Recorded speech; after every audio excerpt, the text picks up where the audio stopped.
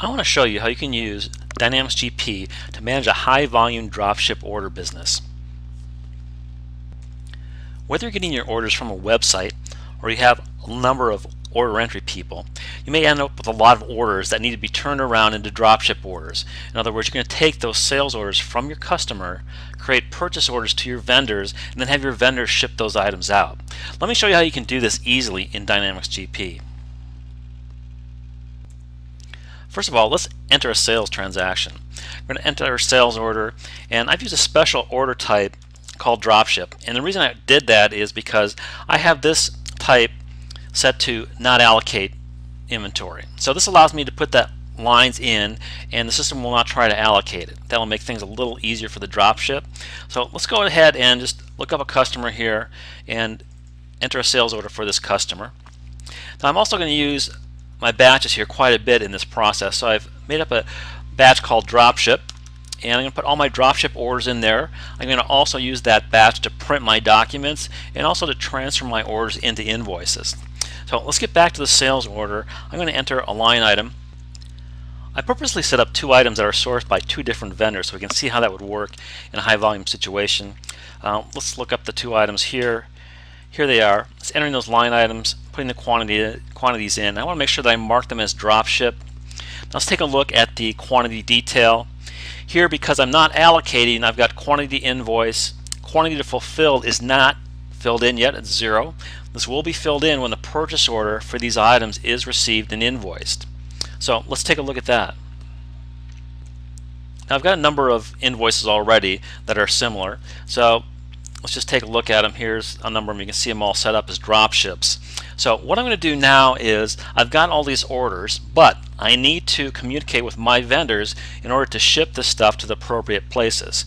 So there's a function in GP that makes this pretty easy to do. So what I did is I set up the sales range inquiry for all dropship orders, and this is it right here. I select that. It's going to show me all my dropship orders, and if I expand it, you can see that I've got individual orders in here. They're all drop ships, and now what I'm going to do is I want to place the purchase orders for all these items. So all I need to do is hit purchase.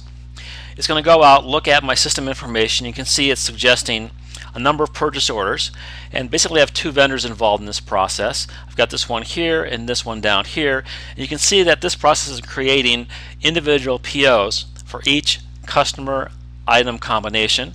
You can see I've got all this item here coming from this vendor and the second item coming from the second vendor. So all I need to do at this point is then hit generate. It's going to go through, it's going to actually create all those purchase orders in my system, and then what I'm going to do is I'm going to communicate with a vendor about these purchase orders. Here's a register that shows all these purchase orders that have been created. You can see them all listed here. These are different purchase order numbers. So now what I want to do is I want to print these purchase orders and send them to my vendors. So how I'm going to do that is I'm going to use this print document function in purchasing, and I'm going to send those documents by email, and I'm just going to send the new ones. I'm not going to send the other ones here, and I'm just going to select all my purchase orders. That's all I'm going to send, the ones that are new. In Dynamics GP, when you put in a new purchase order, it's set to new until you print the document. So this is just going to print the documents for the new ones. Once they've been printed, the status on those purchase orders is changed to released. So I'm going to print those now, and it's going to go into email and send those out to my vendors. Here's the purchase order format that I sent out to each of my vendors here, and you can see that this is using the new Word format. So now let's take a look at what we do with the purchase order. So I'm done with this. I'm going to go back to Dynamics here. Let's take a look at those purchase orders, and here they are. This is the last one that we created. You can see that there's a link back to the sales order. If I click on that, you can see here's the purchase order for that sales order here. So now all I need to do is, once my vendor has told me that they have shipped the product to my customer, all I need to do then is to invoice the PO. And what that will do is that will create the payables transaction in accounts payable. It'll also signal the attached invoice that those items have been received and that they're okay to invoice. So I'm going to create the vendor's invoice here in payables, put in the document number, and then I'm done. So I'm going to do this process for all my purchases and all my shipments as they come in.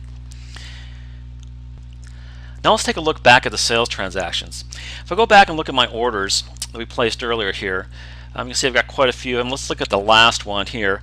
I'm going to bring that up. Let's take a look at the quantity detail. Here you can see this is quantity invoice is 40, and the quantity fulfilled has now been changed to 40 because I have indicated to the system that the vendor has shipped the product to my customer. I have put that invoice into my system. You can see now that the quantity is fulfilled. If I go to the next line item, this quantity has been fulfilled as well because the purchase order for this item has been invoiced. So now what I would do is I could print this order out. So now what I'm going to do is I'm going to take all the orders that have been shipped and transfer those into invoices, print out the invoices, and then post those invoices. So I could do it one by one, but I'm going to do it by batch. So let's go over to the batch here. This is my dropship batch, and what I want to do is transfer all the orders into invoices. And again, it's only going to transfer the orders that have actually been shipped to my clients. So let's hit transfer. It's going to create those invoice documents within my system. And here's a log of that event. Let's take a look at it. So it created these invoices based on the orders and based on the shipments for those orders. So now let's go back into the batch here. If I look up that batch, what I can do now too is I can print the invoices from this batch as well. So if I go over the printer icon up here, and I'm going to print the invoices, and I'm going to send them by email. So I'm going to do that. So I'll go into my system and send all the invoices to my clients. And here are the invoices that were emailed out to my customers. I can open that up, and here you can see it's a Word form. I can make this pretty much look any way I want to, but these were individually emailed out to my different customers from that batch. So let's now go back to that batch, and I'm pretty much done with this, so I'm just going to post these invoices. Again, it's only going to post the invoices that have been completed. So there it goes. And that's it.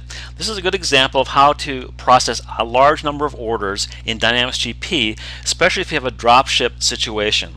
I'm taking a number of orders from a website, maybe from a large volume data entry center, and I'm processing those within Dynamics GP. I'm sending out the messaging I need to send to my vendor, to my customer, and I'm posting that all throughout the system with very little effort.